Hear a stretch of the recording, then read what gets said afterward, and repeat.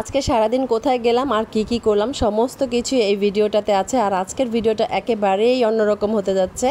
আর আজকের ভিডিওতে আমি কয়েকজন মানুষের সাথে পরিচয় করিয়ে দিব যারা আমাকে আর আমার পেজটাকে প্রচণ্ড পরিমাণ ভালোবাসে। আসসালামু আলাইকুম, চলে আসলাম নতুন আরেকটা ব্লগ ভিডিও নিয়ে। আমি শাহনাজ ডায়েরি থেকে। আশা করছি সবাই ভালো আছেন, আমরাও ভালো আছি আলহামদুলিল্লাহ। ভিডিওটা ভালো লেগে থাকলে অবশ্যই কমেন্টে জানাবেন আর ভালোবাসা রাখবেন। আর এই ভালোবাসার জন্যই আমার সার্থকতার অনেকটাই পূর্ণতা পেয়ে গেছে। তো আজকে আমি আমার একটা ভাবিকে পরিচয় করিয়ে দিব আপনাদের সাথে, যে আমার এই পেজটাকে প্রচণ্ড পরিমাণ ভালোবাসে। আর ভালোবাসাটা আসলে আমরা সবসময় নিজেদের লোকদের কাছ থেকেই পাওয়ার আশা করি। তো নিজেদের লোকের বাহিরেও যে মানুষকে এতটুকু ভালোবাসতে পারে, তা এই যে ভাবিটি হচ্ছে তার প্রমাণ। আর ভাবির বোন, ওনাদেরকে নিয়ে আমরা কিন্তু বাহিরে চলে আসছিলাম। আর আজকে সারা দিনই কিন্তু খুব আনন্দে কাটিয়েছি। তো সকালবেলা আমি এখানে নাস্তা বানিয়ে নিয়েছিলাম। আজকে যে আমার মন খারাপ, আমার এই রুটিটাও আমার মনটাকে বোঝার চেষ্টা করছে। আসলে রুটিটা আমার মনটার মতোই হয়েছে। তো আমি আজকে বিছানার চাদরটা উঠিয়ে ফেলেছি। আর আমার বাচ্চাটার মনটাও খারাপ, আজকে আমার সাহেব বাসায় নেই। আর আমাদের সবারই মন খারাপ। আসলে সেটা বোঝার ক্ষমতা ওর অনেকটাই কমে গেছে, কারণ এত ব্যস্ত লোক, সমস্ত কিছু নিয়ে ব্যস্ত থাকতে থাকতে আসলে সংসারের দায়িত্ব অনেকটা ওর ওপর থেকে আমি নিয়ে নিয়েছি। আর এই জন্যেই ও অনেকটা মানে হাফ ছেড়ে বাঁচার মতো বেঁচেছে। তো যাই হোক, আসলে কেউ যদি আপনার কোনো দায়িত্ব পালন করে তাকে তাহলে অবশ্যই সম্পূর্ণভাবে সাপোর্ট দেওয়া উচিত, যে ওর জন্য আমি কিছুটা হলেও স্বস্তি পাচ্ছি। আসলে এটা হচ্ছে কৃতজ্ঞতা বোধ। আর কৃতজ্ঞতা বোধ এখন মানুষের মধ্য থেকে অনেকটাই উঠে গেছে।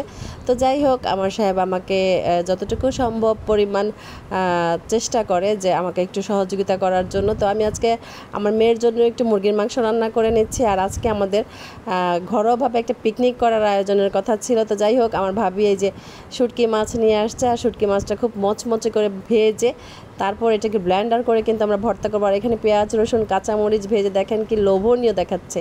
আর এখানে মাছ আর আলু ভেজে তারপর ওগুলোকে আমরা এত মজা করে ভর্তা করেছি রে ভাই, খুবই আফসোস লাগতেছে যে আমার পেজের প্রিয় ভাই আর আপুকে আমরা ভিডিওটা দেখাচ্ছি, কিন্তু তাদেরকে খাওয়ানোর যে সৌভাগ্য সেটা আমাদের হচ্ছে না। আসলে সবার জন্য দাওয়াত রইল, সবার জন্য শুভকামনা ভালোবাসা রইল। আর আজকের ভর্তাগুলো কিন্তু খুবই সুস্বাদু হয়েছে। এই বাটনাটাও কিন্তু আমার এই ভাবিরই। তো আমি কিন্তু প্রায়ই মানে ইচ্ছে ছিল যে আমি বাটনাতে ভর্তা করে তারপর আমি বাটনার মধ্যেই ভাত মেখে খাবো। আসলে এইটার যে স্বাদ, এটা শুধু বাঙালি মেয়েরাই বুঝবে। আর অনেকেই কিন্তু এর মধ্যেই মানে ভিডিও করে ফেসবুকে বিভিন্নভাবে দিয়েছে। আমার কিন্তু খুবই লোভ লেগেছে। তো ভাবি যে খুদের ভাত রান্না করে নিয়ে আসছিল আর ভর্তাগুলো করা হয়েছে। আর আমি মুরগির মাংসটা রান্না করেছি আর একটু সাদা ভাত করেছি। বাচ্চারা যদি সাদা ভাতটা চায় যেন নিরাশ না হয়। খাবারের পর্বটা শেষ হয়ে গেছে আলহামদুলিল্লাহ। তো বাড়ির কাছে একটা জায়গা ছিল, ওখানে আমরা যাওয়ার জন্য বাড়ির পাশের যে রাস্তাটা ছিল এখান দিয়ে একটু ভেতর দিয়ে শর্টকাট যাওয়ার চেষ্টা করছি। আর এখানে গেলে পরে বিভিন্ন ধরনের সুন্দর মানে গাছ, তারপরে মুরগি হাঁস এগুলো চোখে পড়ে। তো যাই হোক, একটু ভেতর সাইডটা একটু গ্রামের মতো দেখা, এখানে কচুরিপানা ভরা ছিল। আমার বাচ্চারাও ঘুরতে খুব পছন্দ করে। আর ওর বাবা থাকলে হয়তো বা আরও বেশি এনজয় করতো। আর আমারও হয়তো বা ওর সান্নিধ্যটা খুবই ভালো লাগতো। আর এতে করে কিন্তু পরিবেশের আনন্দটা, পরিবেশটাকে সম্পূর্ণভাবে উপভোগ করা হতো। যাই হোক, ও ওর কাজে ব্যস্ত। তো আমরা এই যে দেখেন কি সুন্দর কিউট দুইটা হাঁস এখানে বাসার সামনে বেঁধে রেখেছিল খাঁচার মধ্যে। আর এখান দিয়ে যখন যাচ্ছিলাম, সম্ভবত এখানে পাশেই একটা অনুষ্ঠান হচ্ছিল, তো একটা গাড়ি অ্যাক্সিডেন্ট করেছে আর এখানে অনেক লোকজন জমে গেছিলো। আর এইখানে যে আমি ভাবির ছোট বোনের সাহেবকে পেয়ে গেছি আমরা। তো এখান থেকে উনিও আমাদের সাথে যোগ হয়েছে। আর এইখানে মানে ফুটবলের খেলা হচ্ছিল আর এখানে অনেক মানুষ জমে গিয়েছিল এই খেলাটা দেখছিল। পাশেই হয়তো বা মাদ্রাসা আছে, এখানকার হুজুররা বিভিন্ন লোকজন খেলা দেখছিল। আর আমরা কিন্তু প্রকৃতি দেখতে দেখতে একটা সময় হাঁটতে হাঁটতে অনেক দূর চলে আসছিলাম বাসা থেকে। তো যাই হোক, আমরা প্রায় আমাদের লক্ষ্যে পৌঁছানোর কাছাকাছি। আর এই পরিবেশটা কিন্তু আমার কাছে খুবই ভালো লেগেছিল।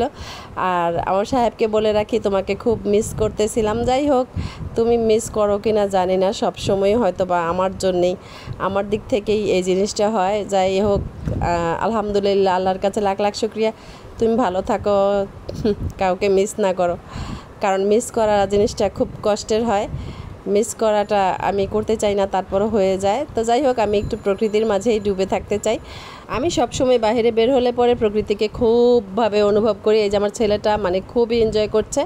তো ভাবির ছোটো বোনটা ওকে কোলে নিয়ে নিয়ে হাঁটছিল। আর এখানে বিভিন্ন ধরনের খাবারের আয়োজন ছিল, যেহেতু অনেক লোকজন এখানে আসছে। আর এই জন্যই কিন্তু অনেক লোক এখানে আইসক্রিম, মুড়ি, তারপর চানাচুর, বিভিন্ন ধরনের খাবারের এখানে ব্যবস্থা ছিল। সবাই এখানে খুবই আনন্দ করতেছিল। আর আমার কাছে সবচেয়ে ভালো লেগেছে এই ব্যাপারটা দেখে যে মোবাইলের যুগে এখন মানুষ বাহিরে বের হয়ে এত এত মানে মানুষের এত আনন্দের বহিঃপ্রকাশ, বাহিরে প্রকৃতির যে একটা টান মানুষের এখনও আছে, তা মানে বোঝা যায় কোথাও ঘুরতে গেলে। তো এইখানে আমরা খুবই আনন্দ করতেছিলাম, আর আমার বাচ্চাটাও খুব আনন্দ করতেছিল। এখানে বসে বসে দেখেন কি সুন্দর করে লোকজন বসে বসে বাদাম খাচ্ছিল। তো একটা সময় সন্ধ্যা ঘনিয়ে আসছে, আর সন্ধ্যা হয়ে আসছে, আর এখানে আরও ভালো লাগতেছিল, কারণ আশপাশটা খুব সুন্দর সুন্দর লাইটিং ছিল, হলুদ, লাল, নীল, সবুজ। আর লাইটিংগুলোর কারণে এই আশেপাশের পরিবেশটা একেবারেই ভিন্ন রূপ নিয়েছে। আর রাতের বেলা এখানে আশেপাশে ফুটপাতে খেলনার দোকান, বিভিন্ন ধরনের কসমেটিক্সের দোকান, রাবার ব্যান্ড, এগুলোর দোকানও বসেছিল। আর এখানে একটা রিসোর্টের মতো করা হয়েছে, রিসোর্ট বলে ভুল হবে, ছোট্ট একটা মানে ক্যাফেটেরিয়া বা ফুচকা, বিভিন্ন ধরনের খাবার পাওয়া যায় এমন ধরনের একটা রেস্টুরেন্টের মতো করা হয়েছে। আর এটা এত সুন্দর আকর্ষণীয় করেছে যে বাইরে থেকে লোকজন উকি ঝুঁকি মেরেও দেখার চেষ্টা করছিল। যাই হোক, আসলেই ভেতরটা খুবই সুন্দর ছিল। তো এখানে আমরা ফাইনালি এখন যাব। আমার মেয়েটা ফুচকা খেতে চাচ্ছে, আর ও কিন্তু এমন একটা মেয়ে যেইখানেই যাবে সেইখানে সে কিছু না কিছু রেশ রেখে আসার চেষ্টা করবে। তো আমরা এখানে যাচ্ছি, আর এখানে ভেতরটা খুবই সুন্দর ছিল। এখানে একটা ঝর্ণার ব্যবস্থা ছিল, তারপরে স্পেসটা মোটামুটি বড়, তারপরও এত লোকজন ছিল এই কারণে এখানে মানে পা ফেলার মতো জায়গা ছিল না। আমি মানে অবাক হয়ে গেছি যে আমার বাসার পাশেই এত সুন্দর একটা জায়গা। আমি অবশ্য আগেও এসেছি, কিন্তু এতটা মানে অন্যরকম ছিল না, এতটা এমন ছিল না, একটু ভিন্ন টাইপেরই ছিল। এখানে অনেক অনেক আপুরা, তারপরে ভাইয়ারা, তারপরে যা বলে আর কি প্রেমিক প্রেমিকা, তারপরে বিভিন্ন ফ্যামিলিরাও এসেছিলো এখানে, সবাই খুব এনজয় করছিল। তো আমরাও এখানে 5 জন 5 প্লেট ফুচকা নিয়ে বসে গেছি। আর এই জায়গাটা অনুযায়ী খাবারের দামটা কিন্তু একেবারেই কম ছিল, মাত্র 50 টাকা প্লেট ছিল। তো ভরপুর ঘুনি দিয়ে কিন্তু এই ফুচকাটা তৈরি করা হয়েছে। আর টকটাও মোটামুটি ভালোই ছিল দাম অনুযায়ী, কিন্তু এটা মানে দেখতেও খুব লোভনীয় ছিল। আর সন্ধ্যার পরে এখানকার আশেপাশের যে একটা সৌন্দর্য, ওইটা দেখতে দেখতে আপনার এই ফুচকাগুলো টপ টপ করে গিলে খাওয়াটা মানে এত মানে স্বাদটাকেই একদম অন্যরকম করে দিবে। তো যাই হোক, এই যে ফুচকাটা দেখে নিন, আর এখানে টক ভরে দিয়েছি, আর এখানে একটু ঝাঁকি দিয়ে দেখে নিলাম কতটুকু হয়েছে। তো আরেকটু দিয়ে নিচ্ছি, আর আরেকটু দিয়ে এই যে আপনাদেরকে দেখিয়ে নিচ্ছি। আর এটা এখন আমি খাবো। তো আপনারা যদি খেতে চান এই ধরনের ফুচকা, অবশ্যই চলে আসবেন। এটা হচ্ছে তারগাছ থেকে সুখীনগর বললেই আপনাকে এই রোডে নিয়ে আসবে। আর এই রোডটাকে দেখলেই কিন্তু আপনি চিনে যাবেন যে কোথায় আসছেন। আজ এই পর্যন্ত। ভিডিওটি ভালো লেগে থাকলে অবশ্যই কমেন্টে জানাবেন। ধন্যবাদ। সবাই ভালো থাকবেন, ভালোবাসা রাখবেন, সতর্ক থাকবেন। ভালোবাসা রইল আমার দিক থেকেও। আল্লাহ হাফেজ।